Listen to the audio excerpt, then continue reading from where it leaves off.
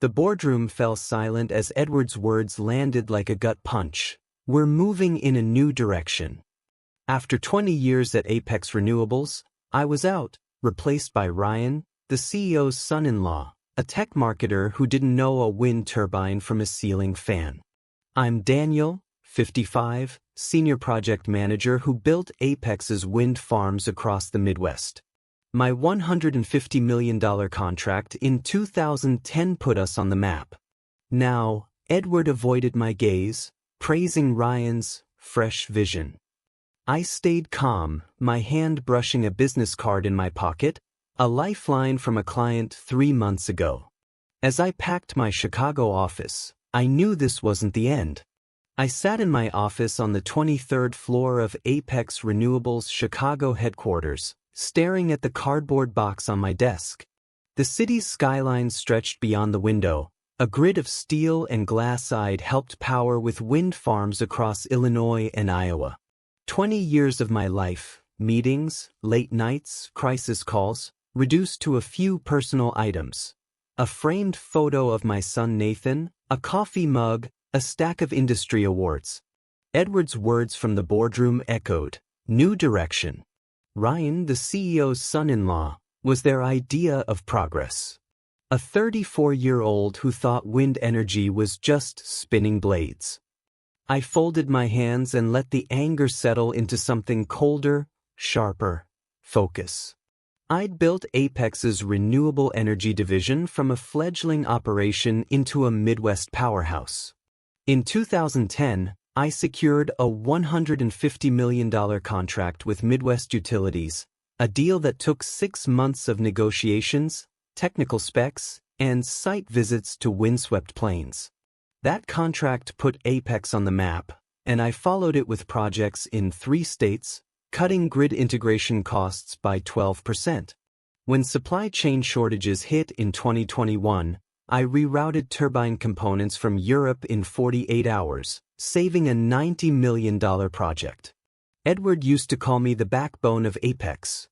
Now, he couldn't meet my eyes. The signs had been there for months.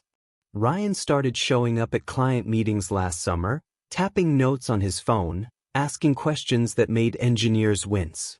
Can't we just add more turbines for extra power? He'd said once, oblivious to grid capacity limits. Clients like Laura at Midwest Utilities raised eyebrows but stayed polite. I'd catch their glances, a silent "what's this guy doing here?" My role in strategy sessions shrank. Budgets I'd once approved were suddenly handled by the finance team. When I flagged Ryan's proposed turbine maintenance cuts as a risk to our largest client, Edward told me my view was too traditional. I opened my desk drawer, pulling out files to sort. My phone buzzed, a text from Nathan. "How'd the board meeting go, Dad?"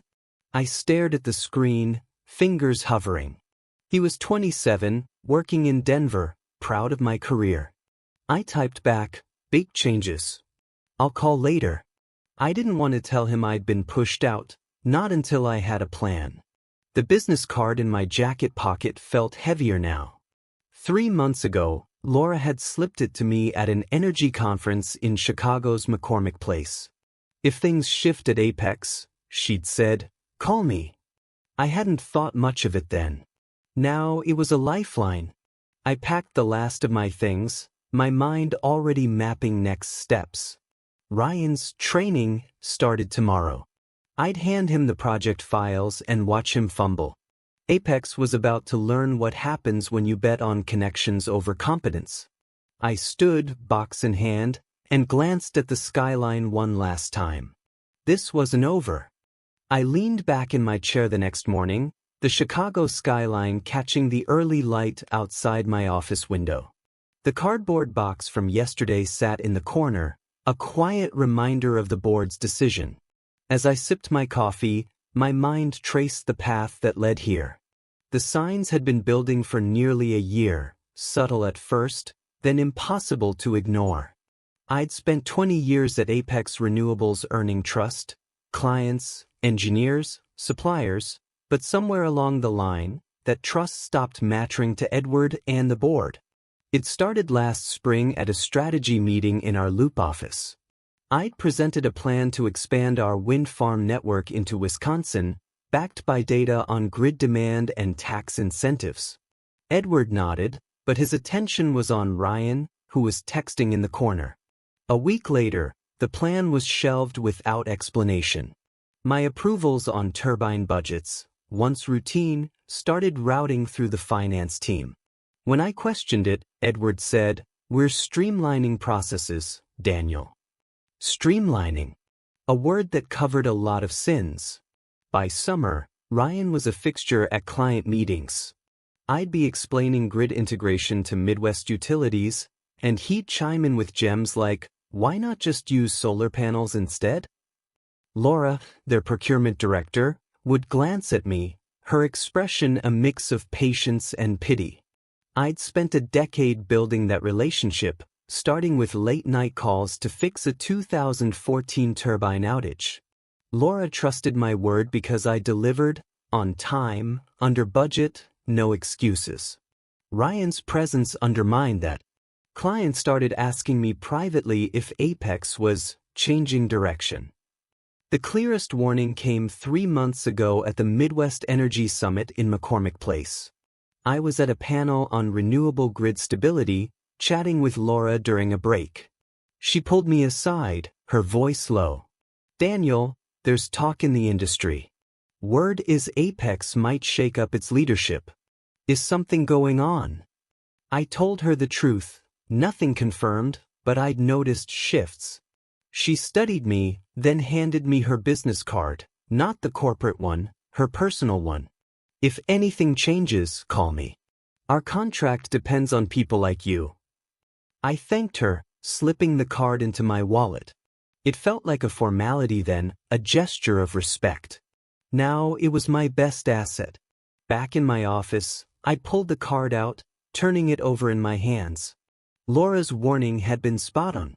Edward's new direction was just nepotism dressed up as strategy. Ryan's training session was in an hour.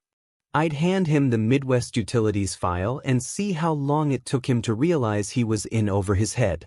My phone buzzed, another text from Nathan. "You okay, Dad?" I replied, "I'm working on it." I tucked the card back in my pocket. The game wasn't over yet. I walked into the training room at Apex Renewables' Chicago office, the Midwest Utilities project file under my arm. Ryan was already there, slouched in a chair, scrolling on his phone. The floor-to-ceiling windows framed Lake Michigan, a calm backdrop to the storm brewing inside me. I set the file down and forced a neutral tone. "Let's start with the Midwest contract," I said. "It's our biggest, $100 million over 3 years." Ryan glanced up, nodding like it was a casual email thread. "Cool, so we just keep the turbines spinning, right?" I paused, letting the question hang. This was going to be a long week.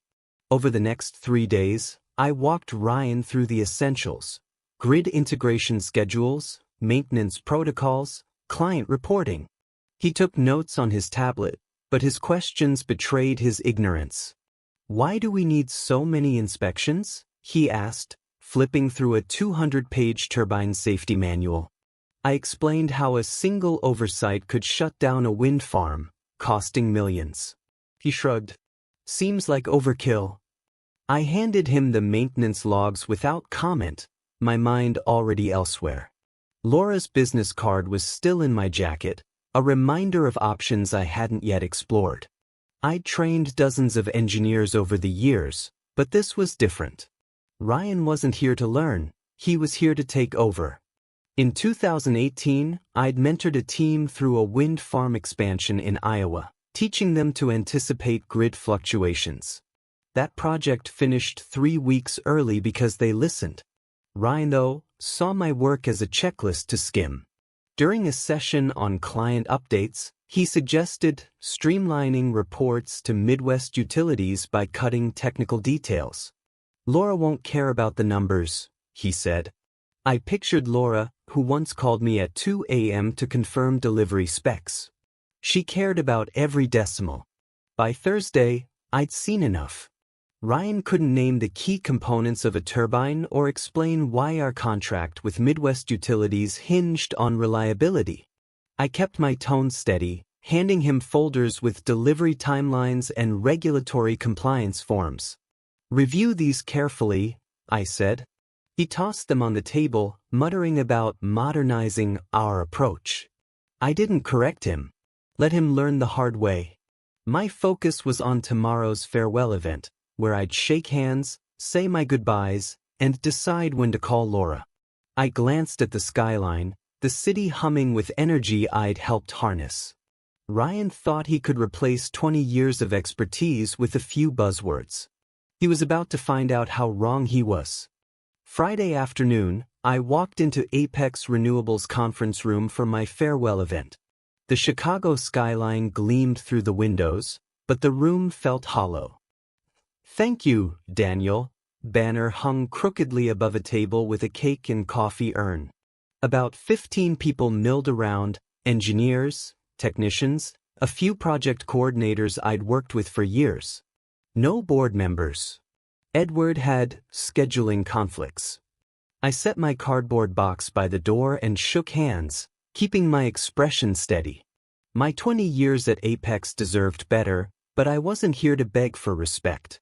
Ryan arrived late, his tie loose, carrying that same smirk I'd seen all week. The room quieted as Edward stepped forward, clearing his throat. "Daniel's contributions have been invaluable," he said, reading from a note card. 20 years of service, leading our wind farm projects. We wish him well." It was rehearsed, impersonal, like a press release. He stepped back, and Ryan took the floor. "Big shoes to fill," he started, his tone light, almost mocking. "But business moves fast. We need new ideas, fresh energy. Daniel, you did great, but it's time for a modern approach." He grinned, adding, "No offense, but the old ways won't cut it anymore." The room went still. A technician I'd trained, Sarah, looked down at her coffee. An engineer shifted uncomfortably. I felt a cold clarity settle in, the kind that sharpens your focus. Ryan wasn't just clueless, he was arrogant, dismissing 2 decades of my work as old. I didn't react. I nodded, shook hands with the team, people who trusted me through turbine failures and deadline crunches, and picked up my box. Sarah whispered, "This isn't right, Daniel." I gave her a small nod.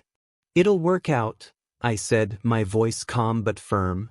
In the parking lot, I sat in my truck, the city's hum fading into the evening.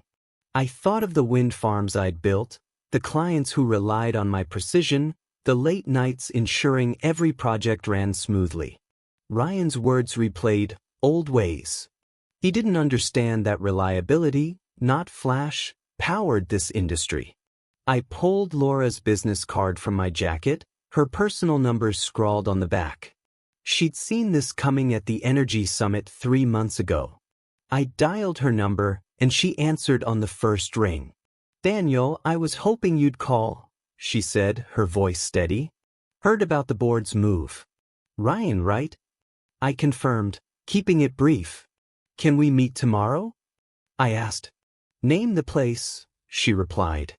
I started the engine, the card still in my hand. This was no longer about Apex. It was about what came next. I met Laura at a quiet steakhouse on Chicago's west side, far from the Loop's bustle. The Saturday evening crowd was light, and she'd picked a corner booth for privacy. I sat across from her, the weight of yesterday's farewell still fresh. Laura wasted no time. "I'm sorry, Daniel," she said, her voice low but firm. 20 years, and Apex replaces you with Ryan? He called me yesterday, asking if wind turbines need specialized fuel. Thought we were running diesel generators. I almost smirked, picturing Ryan's confusion. "He's out of his depth," I said, setting my coffee down. Laura opened a folder, sliding a contract summary across the table. "This is Midwest Utilities' deal with Apex, $100 million, 3 years, 35% of their revenue. It's up for renewal in 60 days.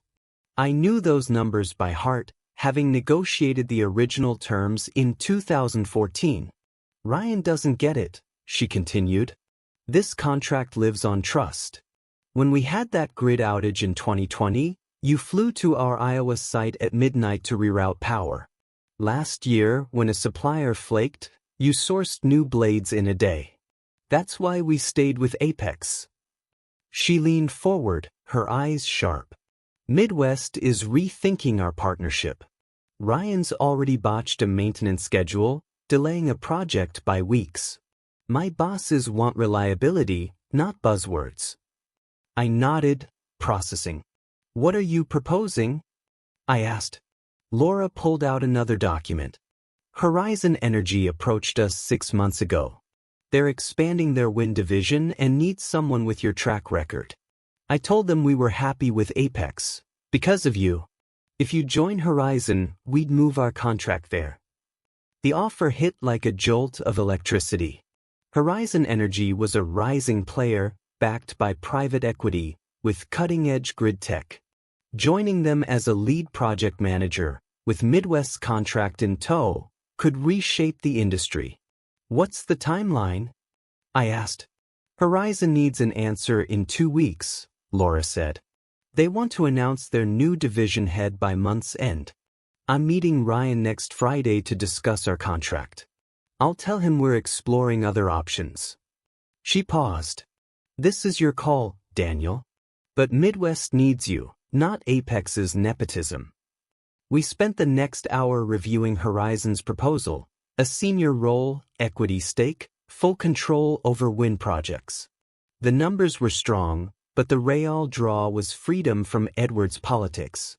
As I drove home, Laura's words echoed, trust, not buzzwords. Ryan would face Midwest's decision in 9 days, clueless and unprepared. I felt a spark, not anger, but clarity. My next move was forming, and it started with a call to Horizon. Monday morning, I stepped into Horizon Energy's sleek office near the Chicago River, the glass facade reflecting the city's pulse. Claire, their CEO, greeted me with a firm handshake. Daniel, your name carries weight, she said, leading me to a conference room. At 48, she was a former GE executive who'd built Horizon into a renewable energy contender in 5 years. Her directness matched mine, and I appreciated it. Laura says you're the best in wind project management. We need that to scale our Midwest operations. I nodded, settling into a chair, ready to hear her pitch.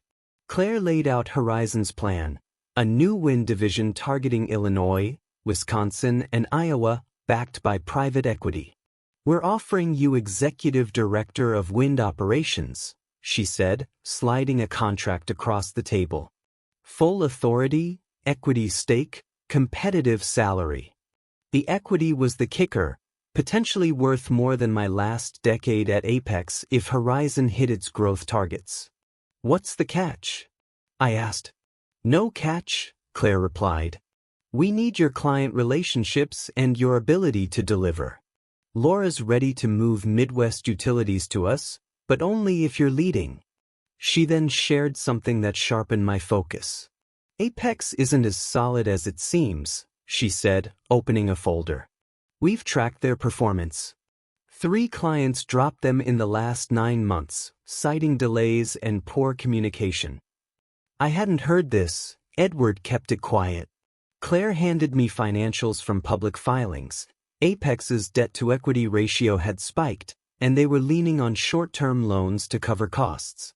The board's move to replace you with Ryan makes sense now, she said. They're desperate for cash, banking on Ryan's modern pitch to attract investors.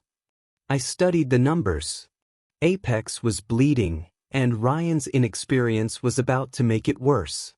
I thought of the Midwest Utilities contract, $100 million, 35% of Apex's revenue, hanging by a thread. How did you get this? I asked. Claire smiled. Energy's a small world. Clients talk, especially when they're unhappy. We've also heard from 2 other Apex clients, Mark at Sullivan Power and Anna at Great Lakes Energy. They're open to switching, but only if you're involved. Those were my accounts, built on years of handshakes and late-night fixes. I signed the contract by noon, my start date set for the following Monday. We'll coordinate with Laura on the Midwest transition, Claire said. You focus on bringing your clients. Driving home, I saw the board's mistake clearly. They thought Apex owned the relationships I'd built. They were wrong. My phone buzzed. Nathan, texting. Heard you're making moves, Dad. Proud of you. I smiled. Apex was about to learn what happens when you bet against trust. I worked from my home office Tuesday morning, the Chicago skyline framed by my window. My new role at Horizon Energy didn't start until next week, but I wasn't waiting. Laura's dinner had lit a fuse, and I was methodically building my plan. Apex thought they could replace me with Ryan, but they'd forgotten the relationships I'd forged over 20 years. My laptop hummed as I pulled up client files, starting with Mark at Sullivan Power and Anna at Great Lakes Energy. Both were Apex clients I'd managed personally, their trust earned through years of delivering under pressure. I called Mark first. We'd worked together since 2012, when I salvaged a wind farm project after a supplier went bankrupt. Daniel, I heard about Apex, he said, his voice grim. Ryan's been emailing us about optimizing turbine schedules. He suggested skipping inspections to cut costs. I winced, picturing the fallout. Mark, I'm joining Horizon Energy, I said. They're expanding their wind division, and I'll lead it. Interested in a conversation? He didn't hesitate. Send me their proposal. If you're running things, we're listening. Anna's call went similarly. She'd relied on me during a 2019 grid failure, when I coordinated emergency repairs to keep her company's turbines online. Ryan doesn't even know our contract terms, she said, exasperated. He asked if we could pause maintenance for a quarter. I laid out Horizon's capabilities, modern grid tech, reliable service, and she agreed to meet Claire next week. 2 clients, representing 25% of Apex's revenue, were now in play. I kept my tone steady, but inside, I felt the momentum building. Laura called later that day. I'm meeting Ryan Friday, she said. I'll tell him Midwest Utilities won't renew with Apex. We're citing concerns about leadership and reliability. I could picture Ryan's reaction. Panic, excuses, a frantic call to Edward. What's your next step? I asked. We'll announce Horizon as our new partner once you're official, she replied. My bosses want your name on the contract. Midwest's $100 million deal was the linchpin, 35% of Apex's revenue. Losing it would send shockwaves. I spent Wednesday and Thursday mapping client transitions. Horizon's infrastructure was solid, better than Apex's in some ways, with newer software for grid monitoring. My phone buzzed with a text from Nathan. Heard you're shaking things up, Dad. Keep me posted. I smiled, typing back. Just getting started. Apex was about to face the consequences of betting on Ryan's fresh energy over my proven track record. By Friday, when Laura delivered her news, the board would realize their mistake. I wasn't chasing revenge, just results. Friday morning, I sat in Horizon Energy's Chicago office, reviewing wind farm specs on my laptop. My official start was days away, but Claire had given me a temporary workspace. At 10 a.m., my phone lit up with a Chicago Tribune alert. Midwest Utilities terminates $100 million contract with Apex Renewables. The article was concise but brutal. Midwest cited concerns over leadership and reliability for their decision to switch providers. Apex's stock plummeted 20% in early trading, a bloodbath for a company already stretched thin. I leaned back, picturing Edward's boardroom in chaos. Laura had delivered, right on schedule. I scrolled through the article. Midwest didn't name Horizon yet, but the implication was clear. My phone buzzed again, a voicemail from Ryan. "Daniel, we need to talk. Call me ASAP. This is serious." His voice had lost its usual swagger, replaced by a shaky edge. I didn't call back. He'd fumbled the Midwest contract in 9 days, just as I'd expected. His optimized schedules and skipped inspections had spooked a client I'd spent a decade keeping happy. By noon, more news broke. Mark at Sullivan Power announced they were exploring new partnerships, a polite way of saying they were jumping ship. Anna at Great Lakes Energy followed, issuing a statement about seeking proven leadership. Together, their contracts were another 25% of Apex's revenue. In one morning, Apex lost 60% of its client base. I'd built those relationships, late-night calls, emergency fixes, handshakes that meant something. Edward and Ryan thought they could replace me with a tech marketer's pitch deck. They were wrong. Claire stopped by my desk, a faint smile on her face. "You see the Tribune?" she asked, handing me a coffee. "The market's reacting fast." I nodded. Apex is bleeding cash. They can't sustain this. She agreed, pulling up a tablet with industry chatter. Energy forums were buzzing. Analysts questioned Apex's stability, and competitors were circling. My phone buzzed again, another text from Ryan. "Daniel, please. Let's fix this." I showed it to Claire. "He's panicking," she said. "Let him. You've got work to do." I spent the afternoon finalizing transition plans for Midwest, Mark, and Anna. Horizon systems were ready to handle their projects, and my role would ensure seamless integration. Nathan texted me, "Just saw the news, Dad. Apex is tanking. You okay?" I replied, "Better than ever." I wasn't gloating, just stating facts. Apex's collapse wasn't my goal, it was the consequence of their choices.